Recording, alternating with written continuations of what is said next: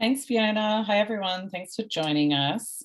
I was just saying to our team this morning, I was like, oh, we'll be lucky if we get 20 people today. And one of them was like, don't they know that this is like the most important thing that you could ever do in digital fundraising? And I was like, no, I don't think they do. So thank you for coming. I really think this is important. And Marcos and I today want to show you how to make your digital fundraising campaigns as efficient as possible with the highest return on investment, with the best possible results.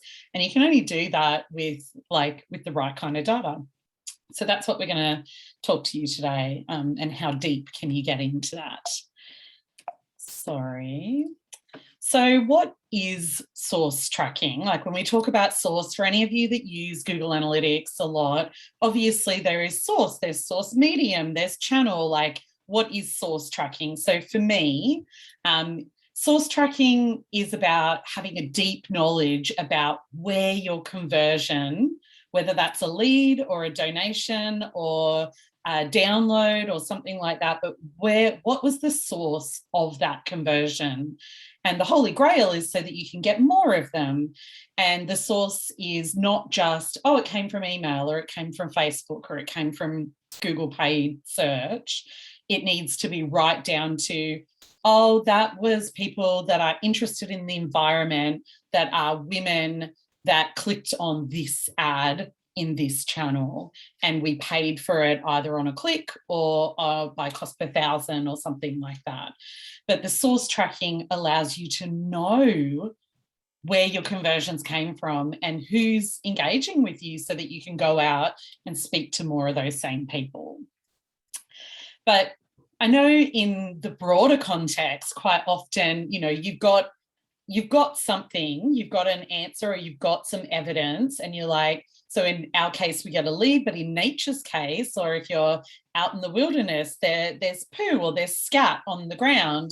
And it's like, what animal created this? And this is how, like, our traditional owners have been tracking and finding food for centuries. But when we relate it to, like, where we've got our lead, but we don't know where it came from, and I want us to be able to show you that more. But when I found this on Google, Images, I just thought it was funny, and it reminded me of this book that I read my daughter, Everybody Poops, which is a Canadian book, which if any of you have Canadian friends, I'm sure you've been introduced to it. But anyway, I digress. So, why is it not clicking forward? So this is a normal campaign report that you get if you're doing, this is a lead campaign example. So you've got a lead campaign, it's running in Facebook. You may or may not get a list of the creatives and which creative is driving leads, but this is how we do it.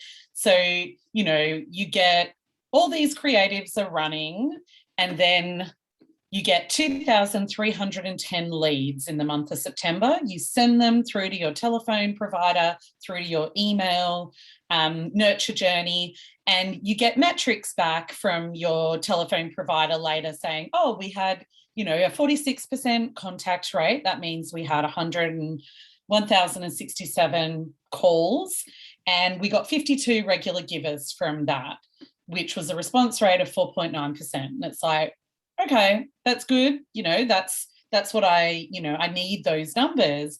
But what I really want to know is which of these ads up here actually delivered the regular givers, those 55 regular givers or whatever. I've just made up the numbers, but which one actually delivered it? So with source tracking, we're able to follow the lead all the way from each individual ad. We can follow that individual lead. We know how many regular givers it created. So here we've got an example where ad 7C, which generated the most leads, also generated the most regular givers. But as you can see here, it had a 1.99% conversion. That's not the phone conversion, that's the conversion from lead. But as you can see down here, 7A had a 3.5. Like, almost 75% more. So it's like, how do we get more of these leads? Like, you know, here we didn't get that many leads. So how do we put more budget into 7A? How do we try and drive more quality leads like that, which has a higher conversion rate? And so really this is, we're tracking, this is 7C, this is the ad that Seeing Eye Dogs was running that generated the most regular givers, but we want to get more of some of the other ones that have a higher conversion rate. But unless you track the source, you can't get that information. All you get is this. You got 52 regular givers, 4.9%. You know which ad creative is generating the leads, but you don't know how it converts to the actual conversion, which at the end of the day, that's our job, is to get the regular givers, not just the leads. So, you know, and the reason we want to know that is so that we can optimize. We want to be able to put more budget into the creatives that are driving more volume of traffic, or put more budget into the creatives that are driving more regular givers. It's also, when we have this higher conversion rate, it tends to bring down the cost per acquisition. So here are some examples where you can see the 1.99%, which brought in the most volume and still has a really healthy cost per acquisition, and that's phone and digital media acquisition. But if you're looking at a 3.5% conversion rate, it's almost $100 cheaper to acquire that donor. However, we only got 3 of those donors compared to 33 of the others.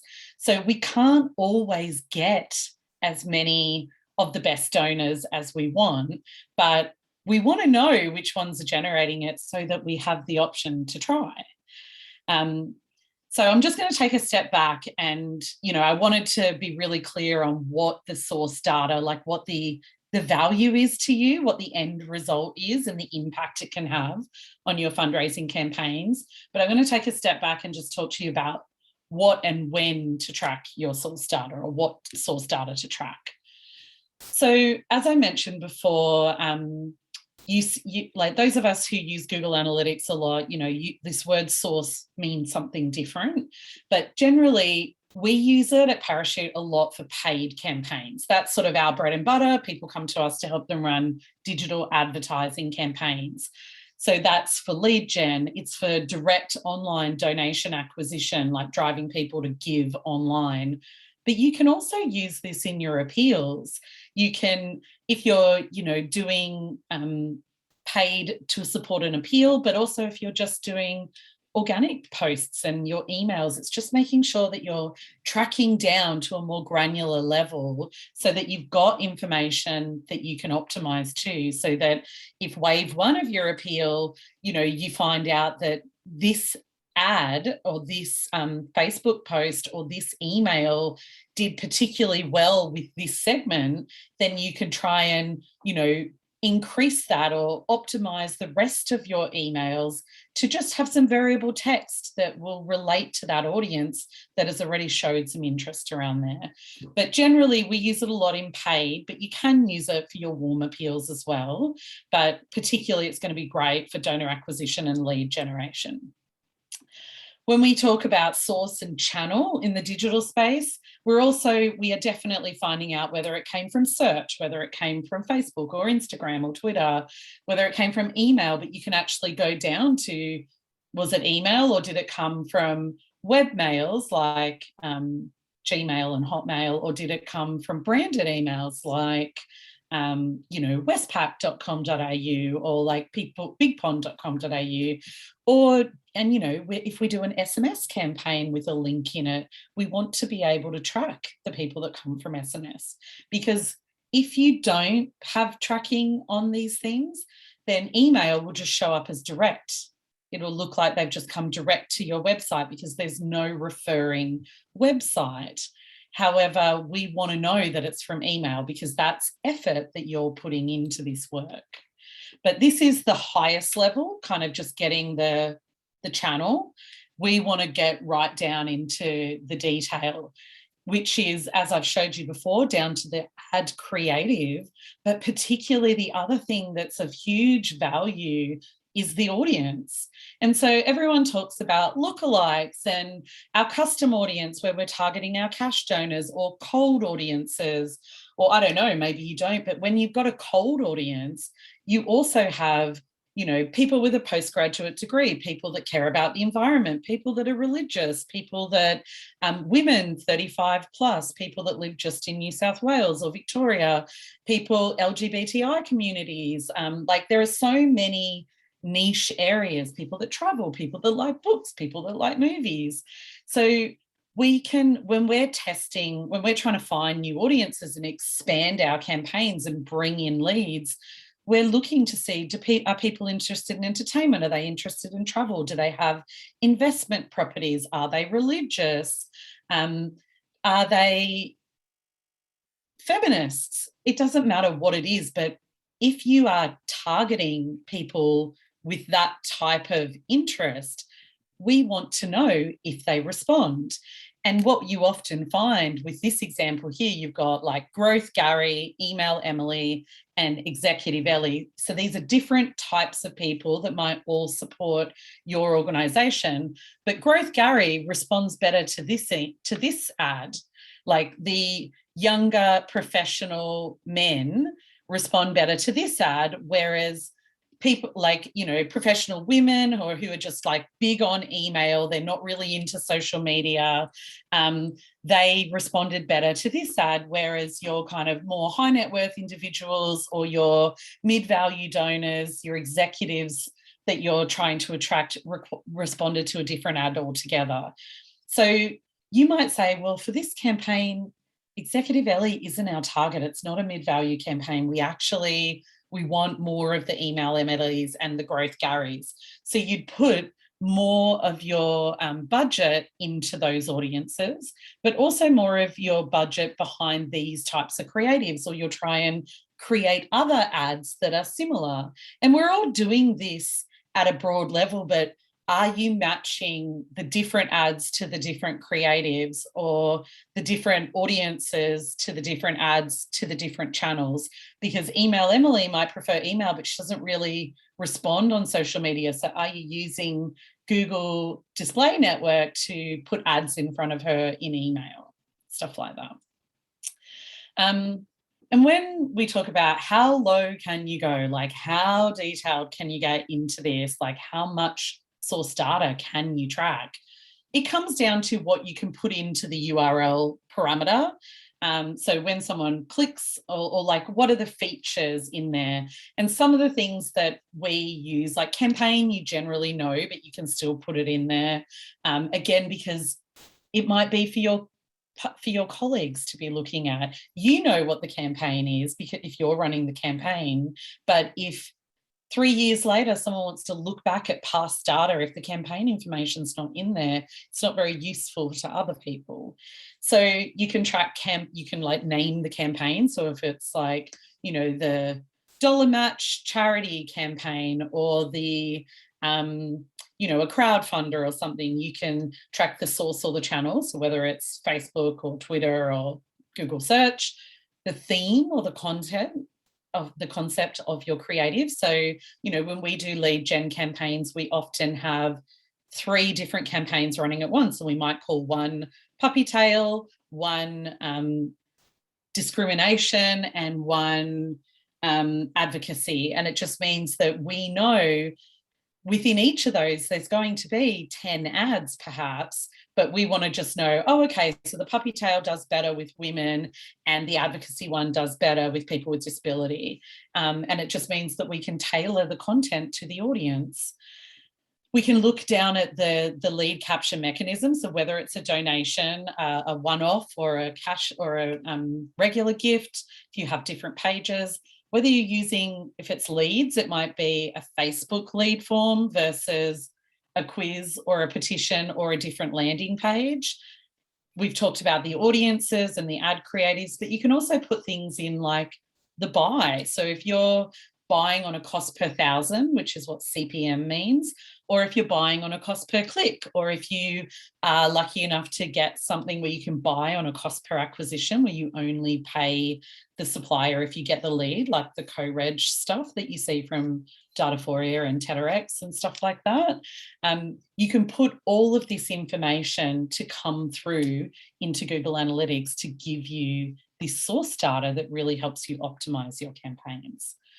And this is just an example from Seton Villa. So this is an ad that a campaign we were running, a crowdfunding campaign.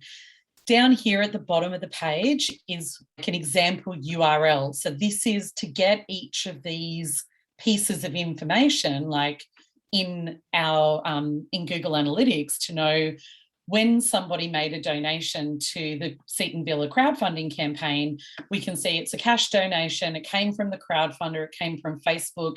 It was a conversion campaign on a CPC buy. It was the Homes for Life creative.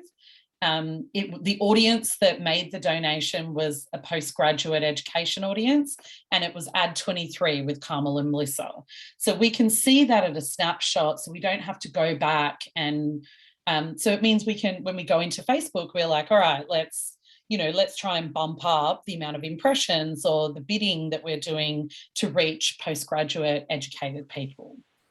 And here's another example with Sacred Heart Mission, just to kind of give you an example of how the information you want to get and how you populate a URL, which Marcos is going to talk more about now, how to do this. So I was just taking you through what it is and why you should do it. Over to you, Marcos. Okay, thank you, Chanel. Hello, everyone, and thank you again for joining us.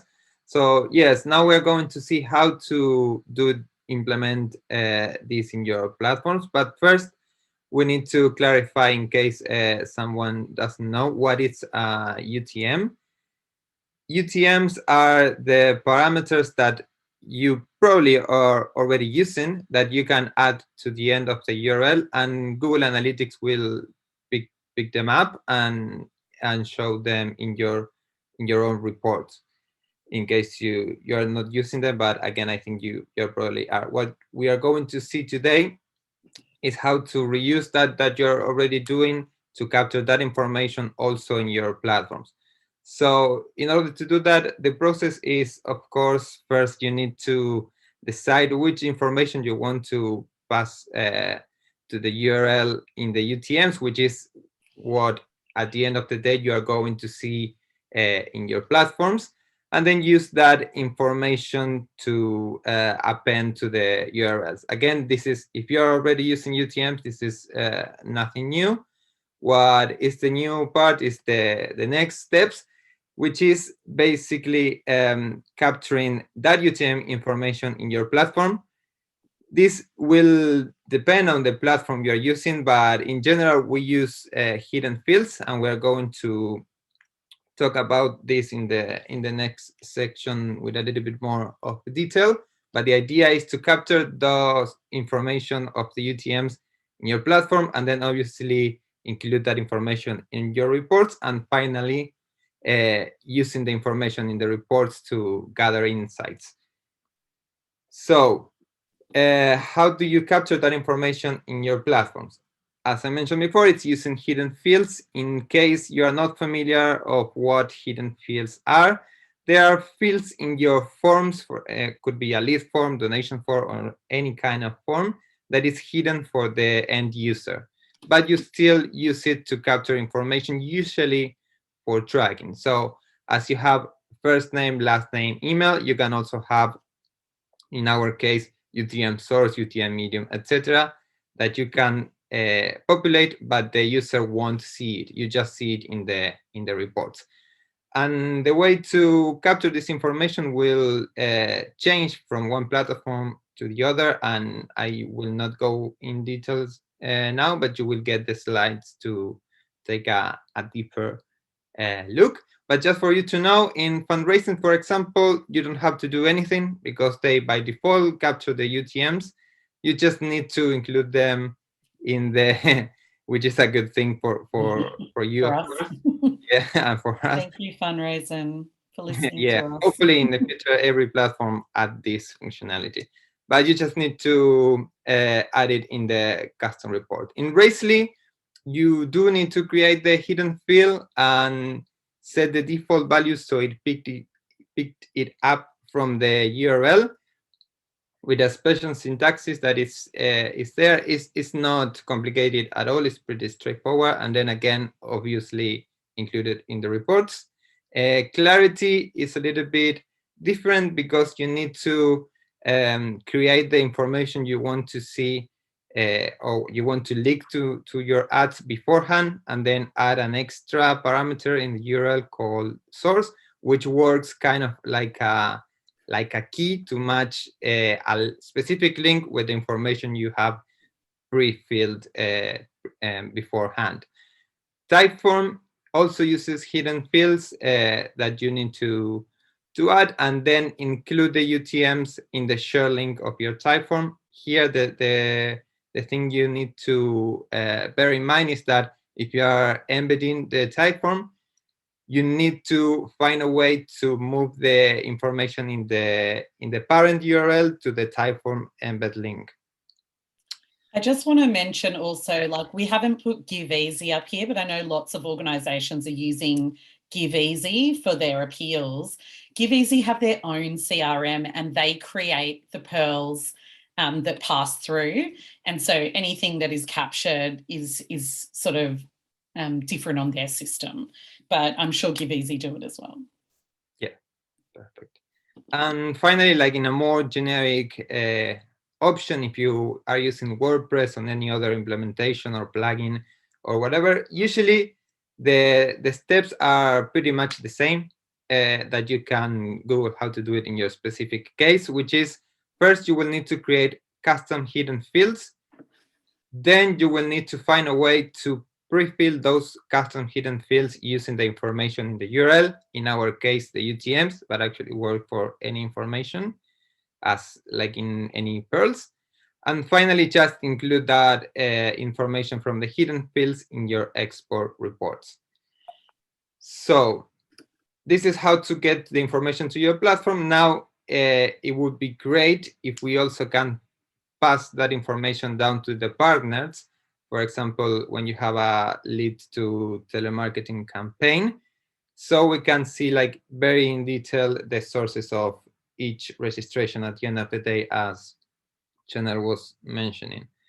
And we have basically two ways to do this. The first one is doing it manually, which is easier to implement, but it requires more time and more manual work on a regular basis. So it's not very efficient, but you simply export the information from the platform to an Excel that you can password protect and send it through email to your partner, and that's it.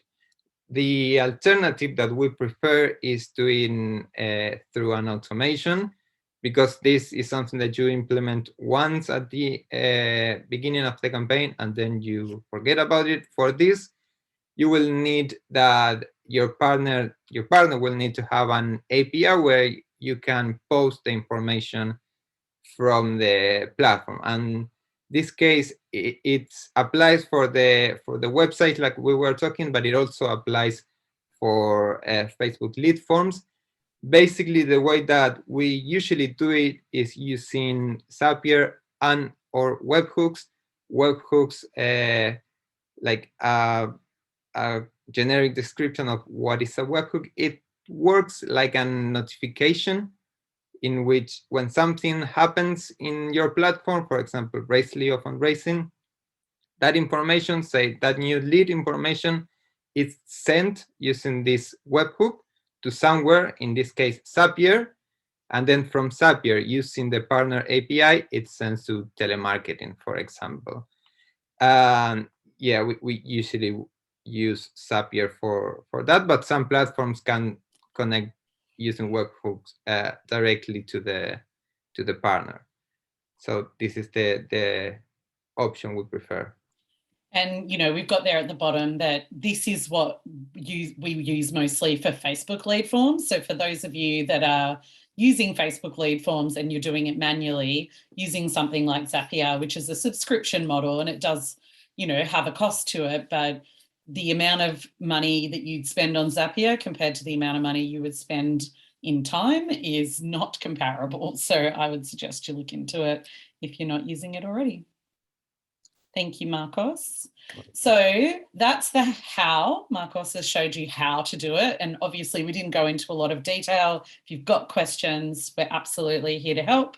The why you should do the source tracking, in my humble opinion, but, it's incredibly powerful, and it's why our campaigns work better than some others. Because ultimately what you're trying to do is, what you want to know is that which ad is delivering the regular givers, which concept is delivering the regular givers.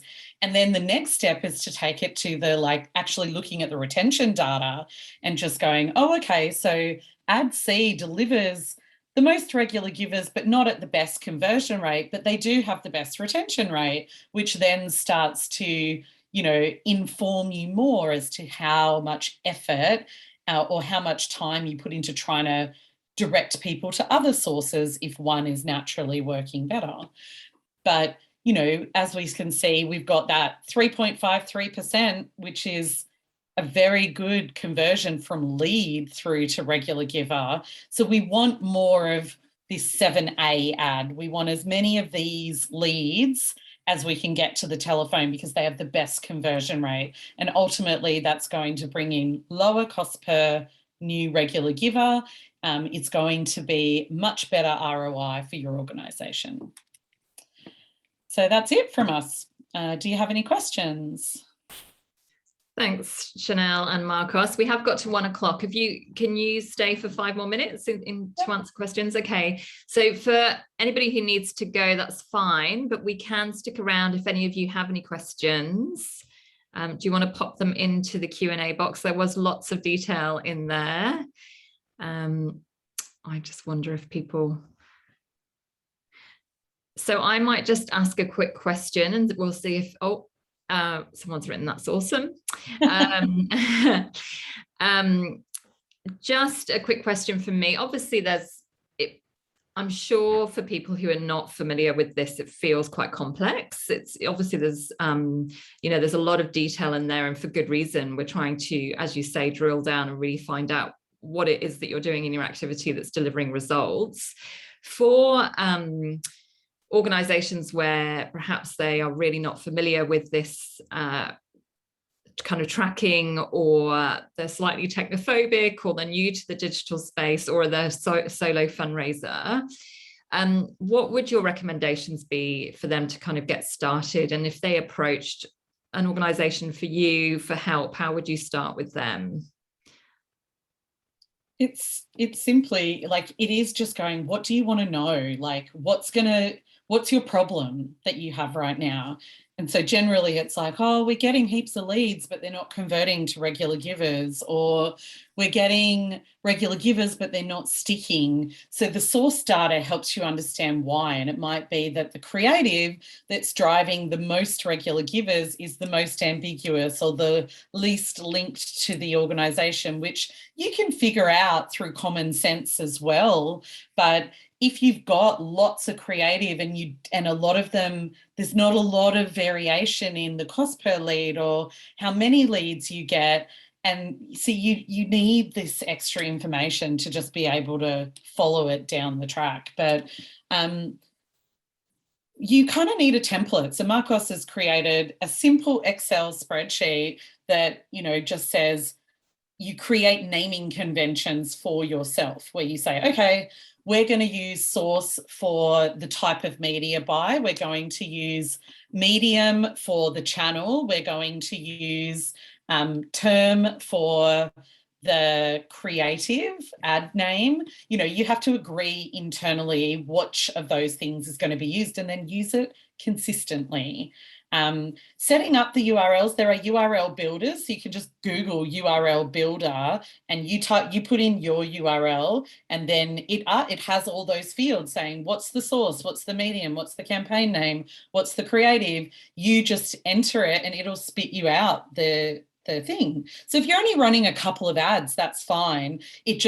That's going to take a lot of manual work if you're doing lots of things. So, you know, usually you build some kind of macro or some kind of Excel spreadsheet that will spit it out for you when you put in some, or you only have to change one variable, not all of them. But I would say just start putting in extra, just start thinking at the extra level. Like if you're actually doing the targeting already, then it's just about making sure that you're actually transferring all the tactics that you're using in your ad campaign tracking or in your ad campaign targeting to actually get that information in the reports. Because a lot of people are doing that. Their reports are just spitting out, you know, maybe the ad or the ad group, but, you know, they might have just put warm, cold, and that's it. And they don't have any, or they've just got lookalike and everybody else. And that, you know, within lookalikes, there could still be a whole lot of granular information that's going to be really useful.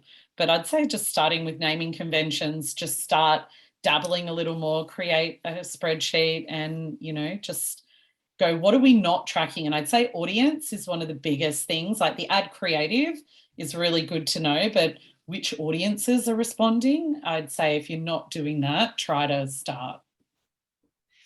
Great. We've just got one question and then I think we'll probably have to wrap up, but a question here. We do UTM tracking and can see where the web donations come from, but my TM acquisition agency would not want to drill down to that level to show lead conversion in their report because we already have 20 plus different types of leads and scripts. How do we get around that? Oh, well, if they're doing 20 scripts, then this is just passed through in the data. So we work with most of the telemarketing agencies. If you put in the box, in the chat box, who you're working with, I can tell you if they do it. But definitely Mondial, Clever Contacts, Pareto Phone, Unity 4, they'll all, like, it's about the data you pass through. So if you pass that source information through with the lead information, then when they give you the reports back, they absolutely can do it. They just have to make sure their reports include it, but they can. Okay. And we work with most of them because we work with lots of organizations and we work with whoever they work with. So they can do it. But yeah, okay, scripts, that's pretty full on. yes, no, that's great, thank you. And it's good to know that you have that experience of working with all of those agencies.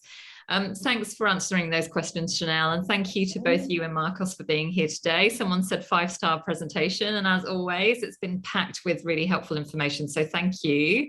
And thank you to everyone who's come along today, and for those of you who have stuck around for a few extra minutes, we really appreciate it, and we hope we see you next week for Tech Thursday. But yes, thanks everyone, and have a good week, and we'll see you soon. Thank you. Bye. Thank you. Bye-bye.